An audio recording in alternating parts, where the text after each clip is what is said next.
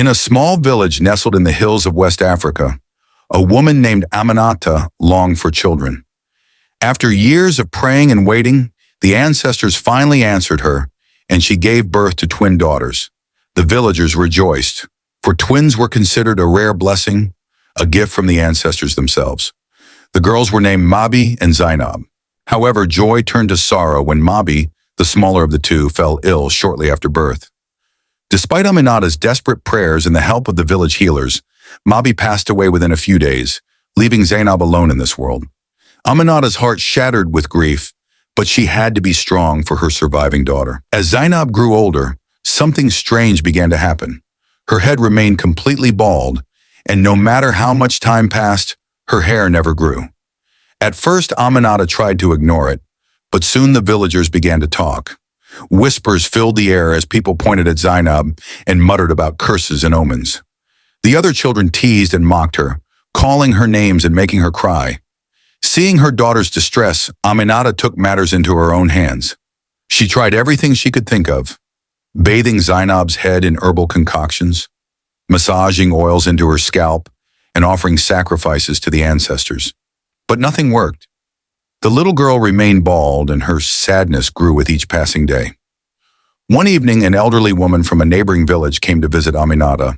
Her name was Bendu, and she was known far and wide as a powerful seer who could communicate with the spirit world. Bendu had heard of Zainab's plight and offered her wisdom. "Your daughter is not cursed," Bendu said as she sat with Aminata by the fire, "but she carries the weight of a gift from the spirit world. Her twin sister Mabi may be gone, but she watches over Zainab from beyond." Aminata listened intently, her heart racing. "What do you mean?" Bendu explained that the bond between twins was unlike any other. Even in death, Mabi had not abandoned her sister. She was trying to help Zainab by offering her something she lacked: hair. However, this gift from the spirit world came with a price. "The spirits demand balance," Bendu said, her voice low and grave. "For every strand of hair that Mabi gives to Zainab, something else will be taken from her. You must decide if you are willing to accept this price." Aminata was filled with confusion and fear. She didn't understand what Bendu meant, but she was desperate to help her daughter. She thanked the old woman and went to bed that night, her mind filled with worry. In her dreams, Aminata saw Mabi. The child stood before her, reaching out toward Zainab, who sat beside her mother, looking sad and confused.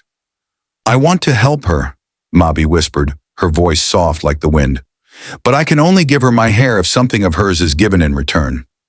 Aminata woke with a start, her heart pounding in her chest. She didn't know what to do. Should she let Mabi's gift continue, knowing that it came with a price? Or should she protect Zainab from whatever was being taken from her? In the days that followed, Zainab's hair began to grow. At first it was just a few thin strands, but soon her head was covered in soft black curls. Aminata was overjoyed, and for the first time in a long while Zainab smiled. But Aminata's joy was short-lived. As Zainab's hair grew, she noticed that her daughter's energy seemed to fade. Zainab became weak and tired, unable to play or run with the other children. She no longer laughed, and her once bright eyes now looked dull and heavy with exhaustion. Frightened, Aminata rushed to Bendu's hut for answers.